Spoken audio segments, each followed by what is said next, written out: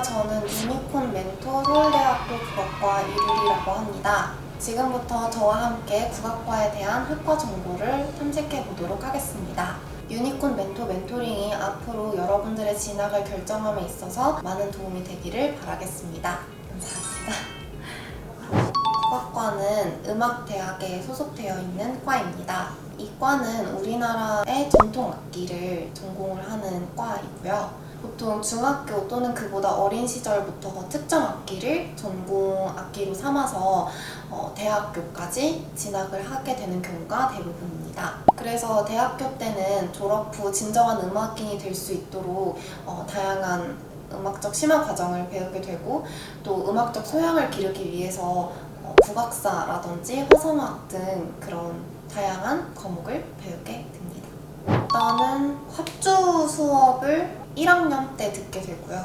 관현악 수업은 1학년부터 4학년까지 졸업할 때까지 매 학기 듣게 됩니다. 그래서 저희 같은 경우는 국악 관현악 축제라고 해서 대학별로 공연장에서 축제를 하는 기간이 있는데, 그때 관현악 곡들을 많이 연주를 실제로 관객들에게 선보이게 됩니다. 또 학교 측에서 다양한 오디션의 그런 기회를 많이 제공을 해주기 때문에, 그래서 실제로 꼭 관현악 무대가 아니더라도 독주 또는 협연의 무대로 자신의 기량을 뽐낼 수 있는 기회가 굉장히 많이 주어집니다. 그리고 또 실내악이라는 수업을 4학년 중에서 4학기를 이수하게 되어 있는데, 그 수업에서 작곡도 하고 또 즉흥 연주도 하고 병원에 가서 봉사 연주도 많이 하거든요. 그래서 어려운 사람들에게도 저희 음악을 들려주면서 꿈과 희망을 많이 심어주고 있습니다. 그래서 대표적으로는 일단 국악 관현악단원이 되는 게 있고요.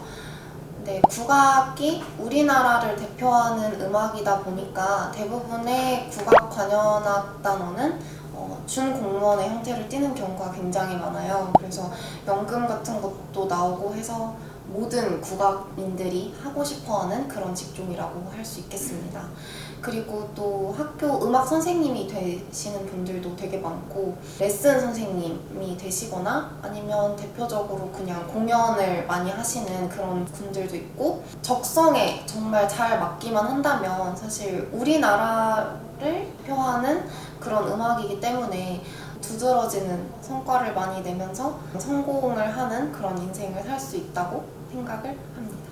네. 일단 국악을 시작하게 된 계기는 그렇게 거창하지는 않은 것 같아요. 일단 초등학교 5학년 때 엄마가 우연히 국악중학교라는 학교에 입시를 한번 준비해보면 어떻겠냐 해가지고 2년 정도 입시를 준비를 해서 학교에 입학을 하게 됐어요. 그래서 거기에서 성적별로 1지망부터 6지망까지 내가 하고 싶은 악기를 정하는 시스템이 있었는데, 그래서 거기에서 저는 검은고라는 악기가 가장 끌렸기 때문에 그래서 검은고라는 악기를 택해서 지금까지 전공으로 하게 되었어요. 1, 2학년 때는 사실 그렇게 악기를 잘하지 못했던 것 같아요. 왜냐면 처음 내가 접해보는 악기이기도 했고, 사실 악기를 어떻게 하면 잘해야 될지 감도 잘 없었고 그랬는데, 이제 2학년 겨울방학 때쯤부터 정신이 차려지면서 진짜 악기를 좀 열심히 해봐야겠다라는 생각이 들어서, 겨울인데도 불구하고 그때 엉덩이에 종기가 생겼던 기억이 있어요. 너무 앉아서 오래 연습을 하다 보니까.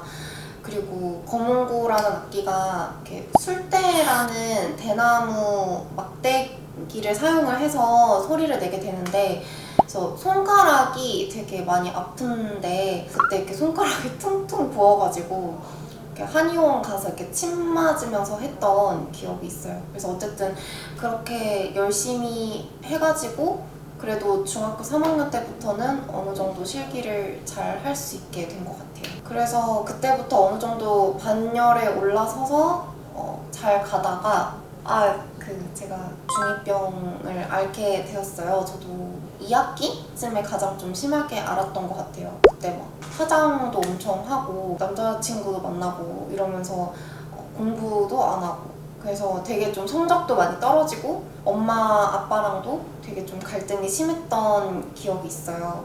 그때 한 학기 동안 굉장히 심하게 앓다가 그때 좀 정신을 차려서 중학교 3학년 때 다시 열심히 하게 되면서 많이 성장을 한 것 같아요. 근데 그래도 중2병을 빨리 비교적 그래도 극복할 수 있었고 다시 좀 잘하는 학생이 될 수 있었던 이유는 그때는 그렇게 잔소리가 듣기 싫었는데 지금 생각해보면 엄마 아빠가 저를 자꾸 바른 길로 인도를 해주시려고 많이 노력을 해주셨고 그래서 엄마 아빠의 역할도 굉장히 크다고 생각을 했고요. 그리고 그 전에 제가 해오던 게 그래도 있으니까 그래도 중2병이 오지 않았을 때는 공부나 실기의 끈을 놓치지 않았으니까 그래도 비교적 빨리 극복을 할 수 있었다고 생각을 해요. 학생이기도 하고 하니까 너무 공부의 끈을 오래 놓지는 않으셨으면 좋겠어요. 중학교 생활은 그렇게 마무리를 했고요. 그리고 고등학교 와서는 고등학교 2학년 때 제가 하는 일들이 정말 다 잘 됐었어요. 그때 대회에서도 뭐 1등하고 또 학교에서도 정기 연주회를 매년 했었는데 거기에서 협연도 되고 세상이 나를 위해 돌아가는 것 같은 그런 느낌이 들어서 좀 자만심이 생겼던 것 같아요. 그랬는데 고3 때 성적도 정말 엄청 많이 떨어지고 대회에서도 1등을 하던 애가 작년까지는 근데 갑자기 올해 다 처참하게 떨어지고 이러니까 너무 힘들더라고요. 이제 몇 달 있으면 입시를 시작을 해야 되는데 갑자기 내가 가지고 있는 모든 게 사라져버린 그런 느낌이 들어서 내가 대학은 갈 수 있을까? 어떻게 해야 되지? 그런 생각들이 굉장히 많이 들었던 것 같아요. 근데 생각해보면 그동안 늘 그렇게 절박했던 그 순간에 항상 엄청난 도끼를 품고 에너지를 가지고 쭉 수직 상승을 할 수 있었던 것 같아요. 그래서 오히려 그런 슬럼프마다 슬럼프 자체가 문제가 되는 게 아니라 슬럼프를 어떻게 극복해 나가느냐가 가장 저는 중요하다고 생각을 해요. 그래서 지금은 지나간 이야기지만 그때는 정말 힘들었던 것 같아요. 재수 생각도 했었고 그래도 다행히 무사히 극복을 할 수 있게 되었고 그래서 입시 과정을 거쳐서 서울대학교에 오게 되었습니다. 네. 저는 수시로 학교를 입학을 했습니다. 저희는 1단계, 2단계로 나누어서 입시 과정을 치르게 됐는데요. 매년마다 입시 과정이 조금씩 바뀌어요. 근데 제가 입시를 봤던 때에는 먼저 1차에는 서류평가가 50% 정도 됐었고 그리고 실기평가가 50%가 정도 됐었어요. 그리고 2차에서는 면접이 10%, 서류평가가 20%, 그 다음에 실기가 70% 이렇게 해가지고 입시를 치르게 됐습니다. 서류평가 같은 경우에는 여러분들이 잘 아시다시피 자기소개서를 일단 작성을 했었고 그 다음에 학교생활 기록부를 제출을 했었어요. 일단 자기소개서 같은 경우에는 거의 매 학기마다 수정을 했던 것 같아요. 그리고 학과 선생님들도 굉장히 많이 도와주셨고 그리고 이제 4번 문항 같은 경우에 인상 깊게 읽은 책을 쓰는 문항이 있는데 아무래도 고등학교 가면 정말 시간이 없기 때문에 3권의 책은 내가 고등학교 들어와서부터는 항상 좀 자기소개서에 쓸만한 그런 책들을 어느 정도 염두에 두고 읽어 나가는 게 중요하다고 생각해요. 그리고 사실 시간이 지나면 기억이 잘 안 나기 때문에 어느 정도 메모를 해두는 것도 되게 중요하다고 생각을 해요. 또 학교생활 기록부에도 제가 알기로는 내가 읽었던 책들을 쓰는 문항이 있기 때문에 각각의 책들에 대한 거를 물어보시는 경우도 있어요, 면접에서. 저도 물어보셨던 것 같아요, 그 중에 한 책을. 그래서 그 학교생활 기록부에 단 한 줄의 걸로도 교수님들이 얼마든지 질문을 하실 수 있기 때문에 그거에 대한 대비도 하시는 게 좋을 것 같습니다. 학교생활 기록부 같은 경우에는 1학년부터 3학년 때까지 내가 학교 시험을 통해서 받은 등급들이 너무나 적나라하게 다 적혀 있기 때문에 물론 모든 과목을 다 엄청 잘하면 좋겠지만 내가 그래도 자신 있는 과목에 어느 정도 좀 집중을 하는 게 저는 좋다고 생각을 해요. 선택과 집중이 가장 중요하다고 생각을 합니다. 모두에게 똑같이 24시간이 주어지는 것이기 때문에. 그리고 선생님이랑 유대감을 쌓는 게 되게 중요하다고 생각해요. 제가 한 가지 일화가 있는데, 제가 1학년 때 생명과학이라는 과목을 이제 그때 들었었는데, 그때 선생님한테 거의 매 시간마다 질문을 엄청 했던 것 같아요. 물론 선생님이 되게 유쾌하시고 좋은 분이셔서 제가 질문을 많이 한 거긴 한데, 근데 선생님이 제가 그때 3등급을 맞았었는데 저에게 엄청나게 많은 코멘트를 써주셨어요. 선생님들이 쓰는 종합 의견란에. 그래서 정말 기대도 안 하고 있던 부분인데 선생님이 그렇게 정말 많은 코멘트를 달아주셔서 그거를 실제로 자기소개서를 쓰는데 인용을 했었어요. 그래서 선생님이랑 유대감을 계속 쌓다 보면은 기대도 하지 않았을 때 좋은 선물이 이렇게 오는 것 같아요. 면접 같은 경우에는 보통 면접하는 질문이 크게 3가지 정도로 나뉘는데요. 일단 국악 이론적인 질문들을 하세요. 그리고 두 번째는 학교 생활기록부에 있는 그런 내용들을 질문을 하시는 경우가 있고요. 그리고 마지막으로는 생뚱맞은 질문을 하시는 경우가 있는 것 같아요. 제 친구가 얘기를 해줬었는데 갑자기 면접에 들어갔는데 정말 일상적인 질문도 되게 많이 하셨다고 해요. 점심은 먹었냐? 이런 식으로. 당황하지 않는 게 가장 중요한 것 같아요. 내가 알고 있는 선에서 차분하게 말할 수 있는 게 가장 중요하다고 생각을 하고요. 면접은 국악 이론을 전공하시는 선생님이랑 같이 준비를 했었어요. 그래서 실제로 교수님이 그 앞에 있다고 생각하고 시뮬레이션도 되게 많이 해보고 그렇게 준비를 했던 것 같습니다. 실기는 일단 저희가 서울대학교 음악대학 이렇게 3층으로 되어 있는데 1층에 큰 관현악실 같은 데서 다 같이 대기를 하고 있어요. 그러다가 자기 차례가 되면 3층으로 올라가가지고 밖에서 대기를 하고 있다가 이제 3층 관현악실에 들어가서 시험을 보게 되고요. 그래서 1차 같은 경우에는 저희가 초견을 보고 그리고 정악을 보고 산조라는 이렇게 3가지 장르를 보게 됩니다. 그리고 2차에서는 정악이라는 장르와 산조라는 장르 2가지 장르를 이어서 연주를 하게 됩니다. 일단 국어 같은 경우에는 제가 국어를 정말 힘들어 했었어요. 왜냐면 항상 선생님의 마음을 공감을 하지 못했기 때문에. 제가 경험했을 때는 특히 국어 학교 내신 같은 경우에는 선생님의 주관이 정말 많이 들어가 있는 것 같아요. 근데 항상 선생님의 그 생각에 공감을 하지 못해서 항상 그 일정 점수를 늘 넘지 못했던 것 같아요. 항상 88점 아니면 92점 어쨌든 그 바운더리를 항상 넘지 못했던 것 같아요. 고민을 하다가 국어 시간을 다 녹음을 해가지고 그거를 다시 다 들으면서 필기를 엄청 열심히 했었어요.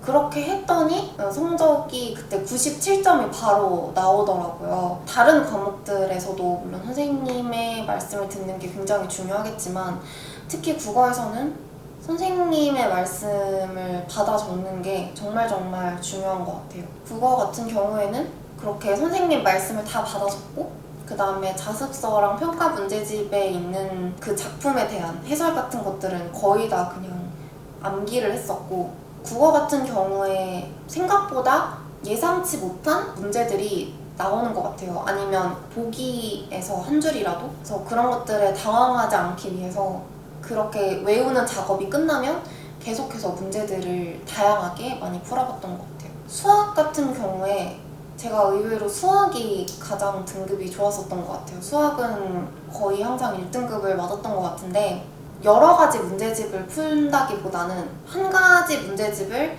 3번에서 4번을 반복해서 풀었던 것 같아요. 아예 그래서 유형을 외워버릴 수 있도록 하고, 가끔 교과서를 간과하는 친구들이 있는데 교과서를 가장 꼼꼼히 봐야 된다고 생각을 합니다. 그래도 선생님들이 교과서를 중점적으로 문제를 내시기 때문에 교과서도 잊지 않고 잘 보셨으면 좋겠어요. 그리고 영어 같은 경우에는 그 이번에 해당되는 시험 과목에 나와 있는 모든 지문들을 그냥 다 외웠던 것 같아요. 보통 영어 시험에서 학생들이 가장 힘들어하는 부분 중에 하나가 문법에 관련된 부분인데, 사실 어떤 각도로 보면 너무 지역적인 그런 영어 문법 문제를 출제하시는 경우도 있어서 그런 것들을 사실 파악을 하려면 그냥 외우는 게 가장 효과적이라고 저는 생각을 합니다. 그리고 영어 같은 경우에는 감을 잃지 않는 게 가장 중요하기 때문에 평상시에는 모의고사 문제집을 좀 풀면서 영어에 대한 감을 잃지 않으려고 노력을 했던 것 같아요. 그리고 암기 과목 같은 경우에는 저도 옛날에는 되게 욕심이 많아가지고 막 사소한 것까지 하나도 빠짐없이 다 외우려고 처음부터 그러다 보니까 결국에는 시험 날까지 다 못 외워버리는 현상이 발생을 하는 것 같아요. 그래서 암기 과목을 공부를 할 때는 일단 큰 가지를 먼저 만들어 놓고 점점 세세하게 들어가는 게 가장 좋다고 생각을 하고요. 최대한 마음을 오히려 비우는 게 성적이 잘 나오는 것 같아요. 실기 같은 경우에는 아침 연습을 되게 열심히 했었던 것 같아요.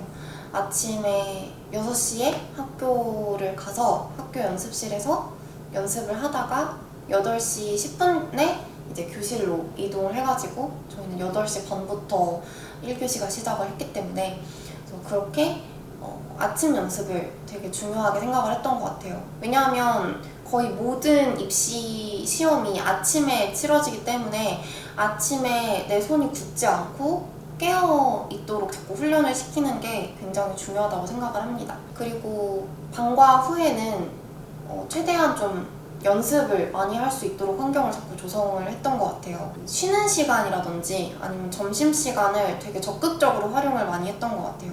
그때 뭐 수학 문제를 푼다든지 아니면 정리 노트를 쓴다든지 그런 식으로 최대한 방과 후에는 공부가 아니고 실기에 집중을 할 수 있도록 노력을 많이 했던 것 같고요. 플래너를 되게 열심히 썼던 기억이 있어요. 근데 그냥 두루뭉실하게 수학 공부 이렇게 쓰는 게 아니라 어떤 수학 공부 문제집을 몇 쪽부터 몇 쪽까지 몇 시부터 몇 시까지 풀겠다 이렇게 좀 굉장히 구체적으로 써놓으면 확실히 좀 내 생활 패턴이 타이트하고 효과적으로 돌아가는 것 같은 느낌을 받았어요.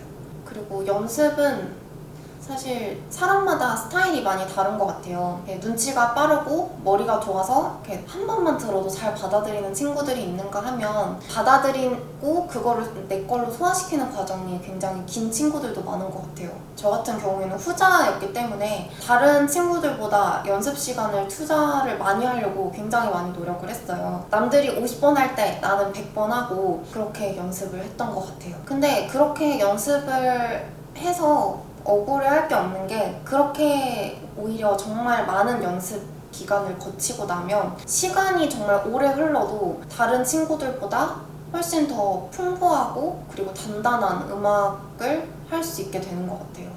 2학년 때 학생부에서 국악과에서 나갈 수 있는 가장 권위 있는 대회가 있었어요. 거기에서 1등을 했었고요. 다른 여러 대회들에서도 1등을 많이 했었고 저희가 매년마다 학교에서 정기 연주회를 겨울에 했었는데 그 고등학생 전체에서 협연을 할 수 있는 기회를 주기 위해서 2명을 선발을 하거든요. 그래서 그때 운이 좋게도 선발이 되어서 협연 연주를 하게 됐었어요. 저는 단기 목표를 세우는 게 가장 중요하다고 생각을 해요. 사실 학생 때 너무 바쁘고 힘들기 때문에 놓아버리고 싶은 순간도 굉장히 많고 나태해질 수밖에 없는 순간도 되게 많은 것 같아요. 그럼에도 불구하고 내 페이스를 잃지 않고 결국 입시에 성공을 할 수 있게 됐던 요인은 저는 끊임없이 목표를 세우고 그거를 쟁취하기 위해서 주어졌던 그런 미션들을 수행을 하면서 결국에는 입시를 성공적으로 거둘 수 있었다고 생각을 해요. 그래서 저 같은 경우에는 단기 목표는 대회였던 것 같아요. 중간고사, 기말고사가 없을 때는 무조건 대회를 계속해서 나갔었고 제 상황이나 입지가 바뀔 때마다 로드맵을 그려보는 것도 되게 좋은 방법인 것 같아요. 예를 들어서 내가 다음 달에는 무슨 대회를 나갈 거고, 그 다음 달에는 중간고사에서 몇 등을 할 거고, 그 다음에는 내가 또 뭘 하고 싶고, 그런 식으로 내가 대학교를 진학하기까지 지금 내 상황에 잘 맞는 그런 이상적이고 좀 이루기 힘들어도 괜찮으니까 로드맵을 쭉 세워보는 것도 되게 동기부여가 많이 되는 것 같아요. 그리고 사실 내 상황이 정말 간절해지고 그게 되게 갖고 싶어지면은 무슨 수를 써서라도 사실 그거를 갖게 되잖아요. 그래서 내가 왜 좋은 대학교에 가고 싶은지, 그리고 내가 왜 공부를 잘하고 싶고 지금 내가 학교에서 왜 인정을 받고 싶은지에 대한 뚜렷한 목표가 있어야 될 것 같아요. 그게 있어야만 그런 힘든 순간들을 이렇게 밀고 나갈 수 있는 힘이 생긴다고 저는 생각을 하기 때문에 간절한 마음을 가지고 뚜렷한 목표를 갖고 꾸준히 가다 보면 저는 분명히 좋은 결과가 있을 거라고 장담합니다. 저는 친구 문제로 늘 힘들어 했었던 것 같아요. 왜냐면 친구를 챙기다 보면 내 공부나 내 악기를 챙기지 못하고 또 너무 그쪽에만 치중을 하다 보면은 친구들을 챙기지 못하는 경우가 항상 비일비재하게 발생을 했기 때문에 그 중간에서 균형을 맞추는 게 되게 힘들었었던 것 같아요. 그래서 결국 나중에 깨닫게 된 거는 하나를 포기해야 되더라고요. 그래서 저는 그냥 친구를 포기를 했었던 것 같아요. 그래서 고등학교 때를 생각해보면 사실 친구들과의 추억이 정말 거의 없어요. 그냥 거의 항상 혼자 다녔던 것 같고 학교 끝나면 늘 엄마가 데리러 오셨고 그런 식으로 친구들과 뭔가 함께 공유했던 그런 기억이 하나도 없는데, 물론 어느 부분에서는 조금 아쉽긴 해요. 그래도 그때만의 풋풋한 추억이 있는데, 그렇지만 주변 친구들을 봐도 사실 고등학교 친구들을 그렇게 많이 만나고 자주 만나는 친구들은 없는 것 같아요. 대부분 대학교를 오면서 또 새로운 집단이 만들어지고 하기 때문에 대학교에 와서도 충분히 더 좋은 사람들 사이에서 좋은 휴먼 인프라를 쌓을 수 있기 때문에 고등학교 때 친구 관계를 조금 소홀히 했던 건 사실이지만 크게 후회는 없는 것 같아요. 그래서 친구 관계 너무 크게 얽매이지는 않아주셨으면 좋겠습니다. 그때 할머니 집을 갔었어요. 제가 할머니를 되게 좋아해가지고 입시 결과 나기 사실 하루 전이었어요. 그날이 원래 입시 결과 날이 아니었고 입시 결과가 12월 15일 날 난다고 했었는데 그날이 12월 14일이었거든요. 너무 불안한 거예요. 그 다음날이 입시 발표니까. 그래서 할머니한테 위안을 좀 받고 싶어서 할머니 댁을 방문을 했었는데 갑자기 친구가 전화가 온 거예요. 합격 발표가 났다고. 그래서 이제 떨리는 마음으로 들어가 봤는데 합격을 했다고, 네, 합격 통지서를 받게 됐어요. 그래서 그때 저희 할아버지가 진짜 말씀이 없으신 분이고 하신데 그때 막 우시더라고요. 할아버지가. 할머니도 조금 눈물을 보이셨었고 너무 얼떨떨했던 것 같아요.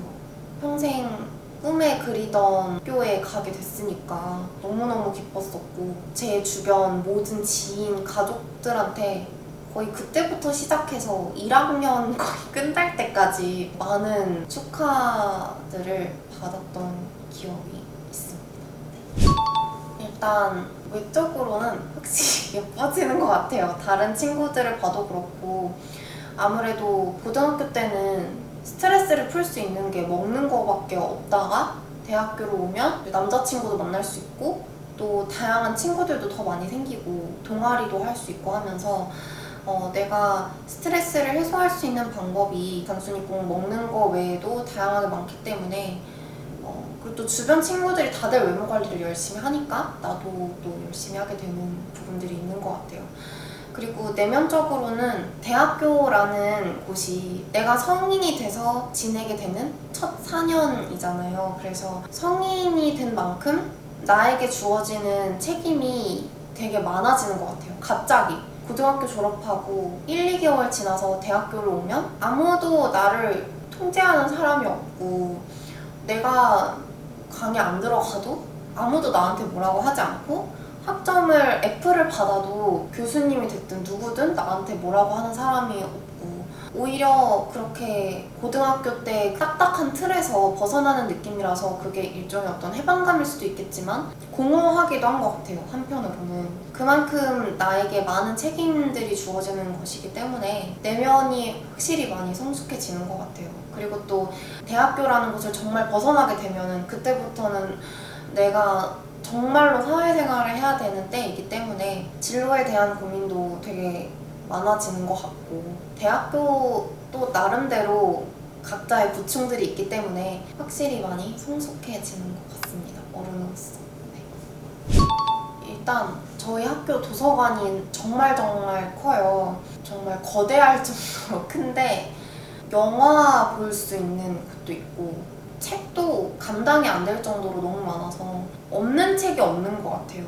그래서 책도 정말 많이 볼 수 있고 고등학교 때 오히려 도서관에서 공부를 한다는 거는 별로 상상을 잘 하지 못했었는데 늘 되게 시끄러웠거든요. 고등학교 도서관은. 근데 대학교 도서관에 가니까 정말 다들 엄청난 집중력을 발휘를 하시면서 공부를 하시더라고요.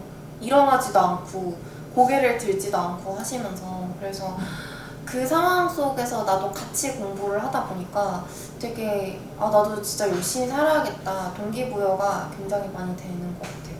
사실 그리고 어디를 가도 다 서울대생이니까 정말 배울 점이 많은 것 같아요. 동아리를 하던 교양 과목을 듣던 어디를 가도 서울대생들이기 때문에 그들만의 어떤 삶의 방식이라든지 그들만의 생각을 들으면서 저도 정말 많이 배우게 되는 것 같아요.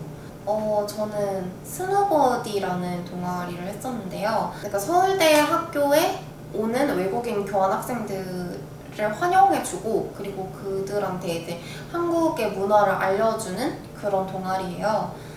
그래서 어쩔 수 없이 영어를 쓸 수밖에 없는 상황이 되고 자연스럽게 좀 입이 틀 수 있게 되더라고요. 거기서 또 좋은 인연들도 많이 만났고 저는 그 동아리 했던 추억이 굉장히 좋게 남아있습니다.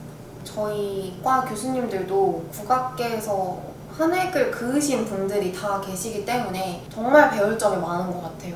사실은 석박사에 대해서 별 생각이 없었어요. 근데 서울대학교에 다니게 되면서 교수님들한테 정말 더 심도 있게 가르침을 받고 싶더라고요. 그래서 석박사를 결심을 하게 됐어요. 그 정도로 교수님들이 정말 훌륭하신 분들인 것 같아요. 사실 저는 좀 편견이 있었거든요. 왜냐면 솔직히 교수 정도 됐고 하면은 딱히 나의 재량이나 나의 기량들을 갈고 닦지 않아도 그냥 충분히 이미 대단한 사람들이니까 굳이 그렇지 않아도 되지 않을까? 라는 생각을 했었는데 전혀 그렇지 않고 교수님들도 늘 더 발전하기 위해서 노력을 하고 계시고 고등학교 때 우연히 서울대 국악과 교수님이 하시는 공연을 본 적이 있어요. 근데 그 공연을 봤던 충격을 진짜 잊을 수 없는 것 같아요. 너무 잘하시고 오히려 정말 젊은 친구들의 힘과 에너지를 가지고 있으시면서 그 나이대의 연륜도 같이 있으시니까 그때 정말 너무 충격을 받게 됐고 그때부터 서울대에서 그렇게 멋진 교수님들에게 가르침을 받는 거에 대해서 굉장히 영광으로 항상 생각을 하고 있습니다. 제가 지금 대학교 3학년인데 대학교 2학년 때부터 다시 좀 악기를 열심히 해야겠다라는 생각을 했었어요.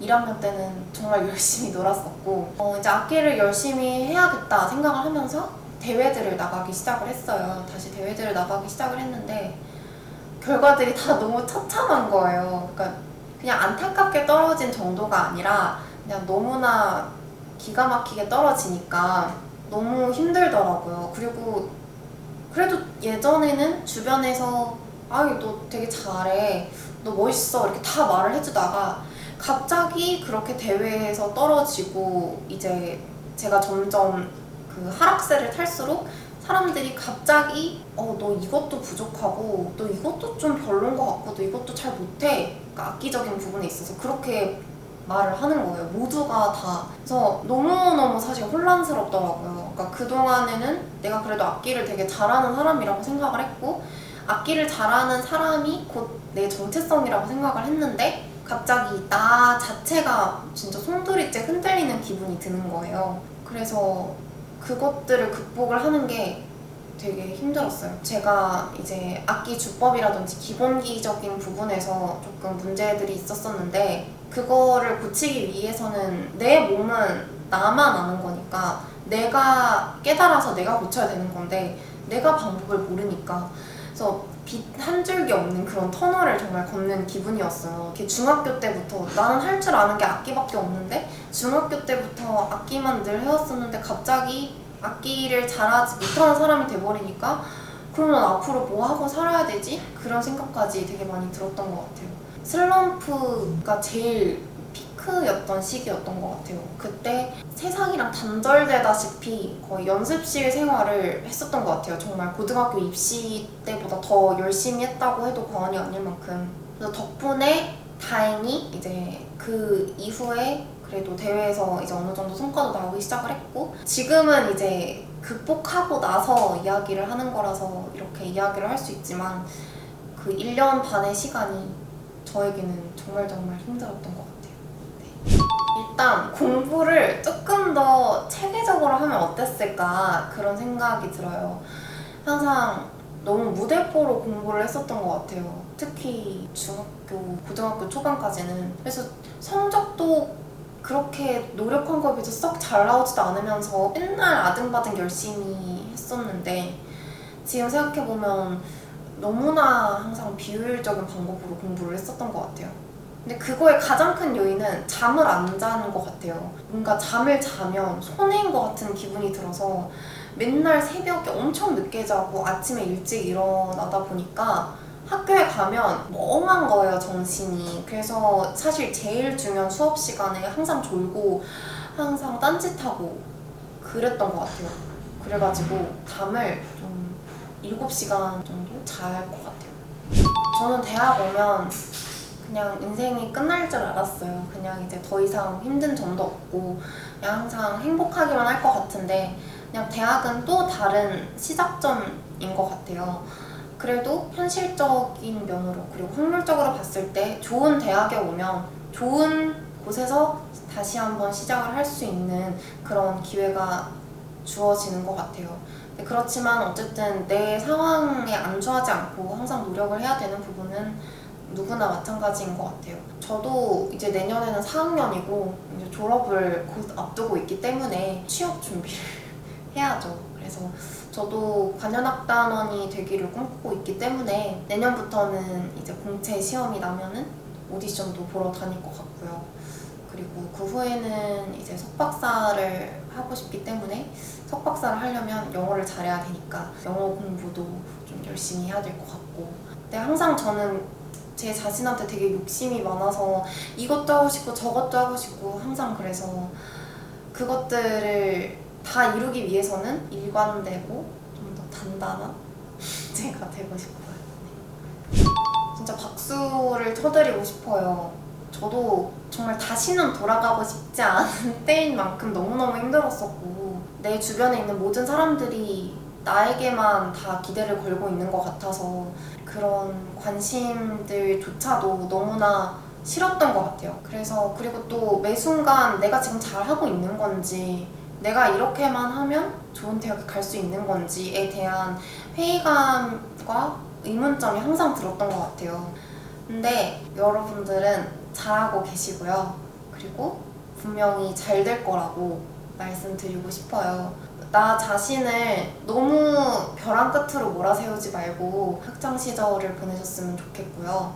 대학교를 오고 나서 여러 가지 멘토링 프로그램에 되게 많이 참여를 했었어요. 그래서 뜻하지 않게 정말 많은 중고등학생들을 만나게 됐었는데 뭐 저도 사실 엄청난 뚜렷한 목표가 있었던 건 아니지만 그냥 큰 목표나 가치관 없이 지금 삶이 너무 힘드니까 그냥 주어진 삶에 맞춰서 사는 친구들이 되게 많은 것 같아요. 근데 뭐가 됐던지 간에 내가 그것만 생각해도 정말 가슴이 뛰고 그런 목표를 꼭 세우셨으면 좋겠어요. 그런 목표가 있어야만 입시 과정이 생각보다 정말 힘들고 지치기 때문에 그런 목표가 있어야만 그래도 끝까지 살아남아서 버틸 수 있는 것 같아요. 꼭 원하는 결과를 얻으셨으면 좋겠습니다. 감사합니다.